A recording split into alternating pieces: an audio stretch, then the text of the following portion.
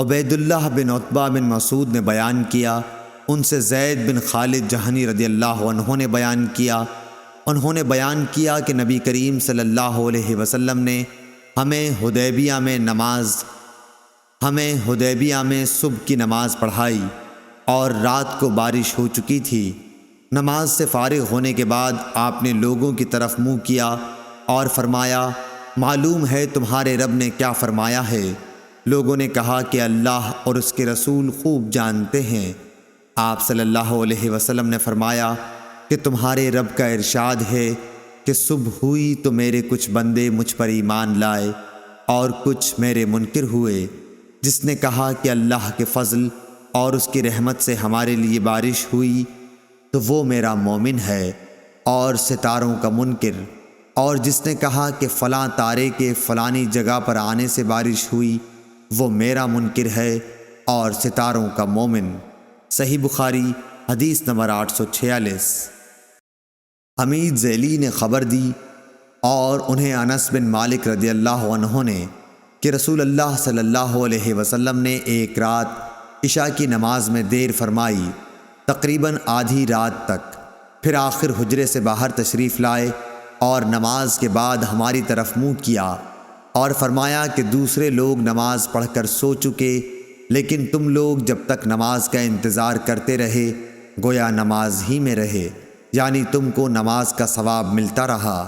صحیح بخاری حدیث نمبر 847۔ آدم بن ابی ایاس نے کہا کہ ان سے شعبہ نے بیان کیا، ان سے ایوب سختیانی نے، ان سے نافع نے فرمایا کہ حضرت عبداللہ بن عمر رضی اللہ عنہ نفل اس جگہ پڑھتے تھے جس جگہ فرض پڑھتے۔ قاسم بن محمد بن ابی بکر نے بھی اسی طرح کیا ہے، اور ابو ہریرہ رضی اللہ عنہ سے مرفوعاً روایت ہے کہ امام اپنی فرض پڑھنے کی جگہ پر نفل نہ پڑھے، اور یہ صحیح نہیں۔ صحیح بخاری حدیث نمبر 848۔ عبد الملک نے بیان کیا کہ ہم سے ابراہیم بن سعد نے بیان کیا، انہوں نے کہا کہ ہم سے زہری نے ہند بنت حارث سے بیان کیا، ان سے ام المومنین حضرت ام سلمہ رضی اللہ عنہا نے بیان کیا کہ نبی کریم صلی اللہ علیہ وسلم جب سلام پھیرتے تو کچھ دیر اپنی جگہ پر بیٹھے رہتے۔ ابن شہاب نے کہا اللہ بہتر جانے، ہم تو یہ سمجھتے ہیں کہ یہ آپ اس لیے کرتے تھے تاکہ عورتیں پہلے چلی جائیں۔ صحیح بخاری حدیث نمبر 849۔ نافع بن یزید نے کہا کہ مجھ سے جعفر بن ربیعہ نے بیان کیا کہ ابن شہاب زہری نے انہیں لکھ بھیجا کہ مجھ سے ہند بنت حارث فراسیہ نے بیان کیا، اور ان سے نبی کریم صلی اللہ علیہ وسلم کی پاک بیوی ام سلمہ رضی اللہ عنہا نے ہند ان کی صحبت میں رہتی تھی۔ انہوں نے فرمایا کہ جب نبی کریم صلی اللہ علیہ وسلم سلام پھیرتے تو عورتیں لوٹ کر جانے لگتیں، اور نبی کریم صلی اللہ علیہ وسلم کے اٹھنے سے پہلے اپنے گھروں میں داخل ہو چکی ہوتیں۔ اور ابن وہب نے یونس کے واسطے سے بیان کیا، ان سے ابن شہاب نے بیان کیا، اور انہیں ہند بنت حارث فراسیہ نے خبر دی، اور عثمان بن عمر نے کہا کہ ہمیں یونس نے زہری سے خبر دی، انہوں نے کہا کہ مجھ سے ہند قرشیہ نے بیان کیا۔ محمد بن ولید زبیدی نے کہا کہ مجھ کو زہری نے خبر دی کہ ہند بنت حارث قرشیہ نے انہیں خبر دی، اور وہ بنو زہرہ کے حلیف معبد بن مقداد کی بیوی تھی، اور نبی کریم صلی اللہ علیہ وسلم کی ازواج مطہرات کی خدمت میں حاضر ہوا کرتی تھی۔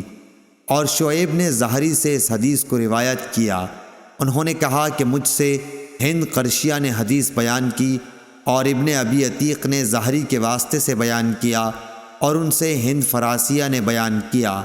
لیث نے کہا کہ مجھ سے یحییٰ بن سعید نے بیان کیا، ان سے ابن شہاب نے بیان کیا، اور ان سے قریش کی ایک عورت نے نبی کریم صلی اللہ علیہ وسلم سے روایت کر کے بیان کیا۔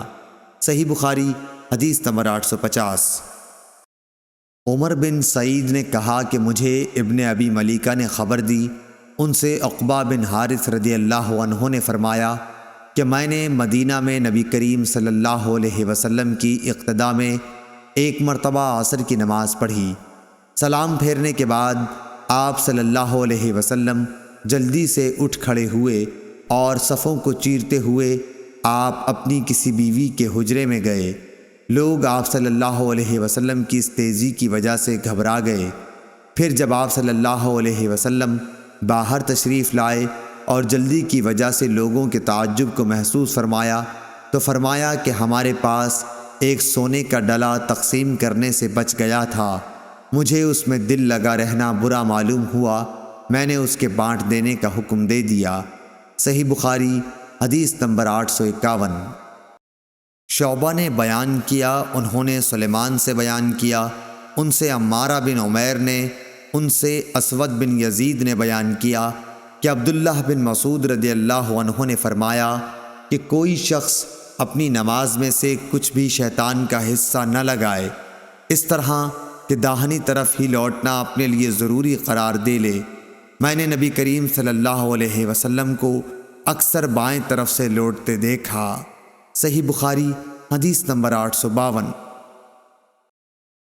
مسدد بن مسرحد نے بیان کیا، کہا کہ ہم سے یحییٰ بن سعید قطان نے عبید اللہ بکیری سے بیان کیا، کہا کہ مجھ سے نافع نے ابن عمر رضی اللہ عنہ سے بیان کیا کہ نبی کریم صلی اللہ علیہ وسلم نے جنگ خیبر کے موقع پر کہا تھا کہ جو شخص اس درخت یعنی لہسن کو کھائے ہوئے ہو اسے ہماری مسجد میں نہ آنا چاہیے۔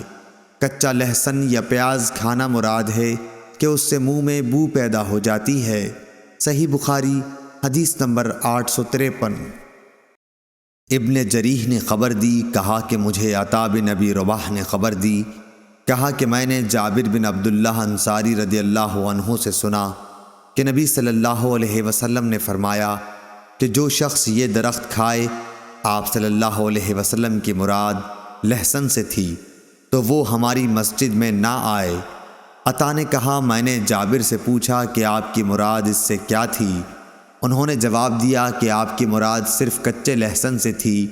مخلد بن یزید نے ابن جریح کے واسطے سے علانیہ کے بجائے الا انتنہ نقل کیا ہے، یعنی آپ صلی اللہ علیہ وسلم کی مراد صرف لہسن کی بدبو سے تھی۔ صحیح بخاری حدیث نمبر 854۔ عطا جابر بن عبداللہ سے روایت کرتے تھے کہ نبی کریم صلی اللہ علیہ وسلم نے فرمایا کہ جو لہسن یا پیاز کھائے ہوئے ہو تو وہ ہم سے دور رہے، یا یہ کہا اسے ہماری مسجد سے دور رہنا چاہیے، یا اسے اپنے گھر میں ہی بیٹھنا چاہیے۔ نبی کریم صلی اللہ علیہ وسلم کی خدمت میں ایک ہانڈی لائی گئی جس میں کئی قسم کی ہری ترکاریاں تھیں، پیاز یا گندنا بھی۔ آپ صلی اللہ علیہ وسلم نے اس میں بو محسوس کی اور اس کے متعلق دریافت کیا۔ اس سالن میں جتنی ترکاریاں ڈالی گئی تھیں وہ آپ کو بتا دی گئیں۔ وہاں ایک صحابی موجود تھے، آپ صلی اللہ علیہ وسلم نے فرمایا کہ اس کی طرف یہ سالن بڑھا دو۔ آپ صلی اللہ علیہ وسلم نے اسے کھانا پسند نہیں فرمایا اور فرمایا کہ تم لوگ کھا لو، میری جن سے سرگوشی رہتی ہے تمہاری نہیں رہتی۔ اور احمد بن صالح نے ابن وہب سے یوں نقل کیا کہ تھال آپ صلی اللہ علیہ وسلم کی خدمت میں لائی گئی تھی۔ ابن وہب نے کہا کہ طبق جس میں ہری ترکاریاں تھیں، اور لیث اور ابو صفوان نے یونس سے روایت میں ہانڈی کا قصہ نہیں بیان کیا ہے۔ امام بخاری رحمۃ اللہ علیہ نے یا سعید یا ابن وہب نے کہا میں نہیں کہہ سکتا کہ یہ خود ظاہری کا قول ہے یا حدیث میں داخل ہے۔ صحیح بخاری حدیث نمبر 855۔ عبدالعزیز بن صہیب نے بیان کیا کہ حضرت انس بن مالک رضی اللہ عنہ سے ایک شخص نے پوچھا کہ آپ نے نبی کریم صلی اللہ علیہ وسلم سے لہسن کے بارے میں کیا سنا ہے؟ انہوں نے بتایا کہ آپ صلی اللہ علیہ وسلم نے فرمایا کہ جو شخص اس درخت کو کھائے وہ ہمارے قریب نہ آئے، ہمارے ساتھ نماز نہ پڑھے۔ صحیح بخاری حدیث نمبر 856۔ غندر نے بیان کیا، ان سے شعبہ نے بیان کیا، انہوں نے سلیمان شیبانی سے سنا، انہوں نے شعبی سے، انہوں نے بیان کیا کہ مجھے ایک ایسے شخص نے خبر دی جو ایک مرتبہ نبی کریم صلی اللہ علیہ وسلم کے ساتھ ایک اکیلی الگ تھلگ ٹوٹی ہوئی قبر پر سے گزر رہے تھے۔ وہاں حضرت صلی اللہ علیہ وسلم نے نماز پڑھائی اور لوگ آپ صلی اللہ علیہ وسلم کے پیچھے صف باندھے ہوئے تھے۔ سلیمان نے کہا کہ میں نے شعبی سے پوچھا کہ ابو عمرو، آپ سے یہ کس نے بیان کیا؟ تو انہوں نے کہا کہ ابن عباس رضی اللہ عنہ نے۔ صحیح بخاری حدیث نمبر 857۔ صفوان بن سلیم نے عطا سے بیان کیا، ان سے ابو سعید خدری رضی اللہ عنہ نے بیان کیا، ان سے نبی کریم صلی اللہ علیہ وسلم نے فرمایا کہ جمعے کے دن ہر بالغ کے لیے غسل ضروری ہے۔ صحیح بخاری حدیث نمبر 858۔ قریب نے خبر دی ابن عباس سے، انہوں نے بیان کیا کہ ایک رات میں اپنی خالہ میمونہ رضی اللہ عنہا کے یہاں سویا اور رسول کریم صلی اللہ علیہ وسلم بھی وہاں سو گئے۔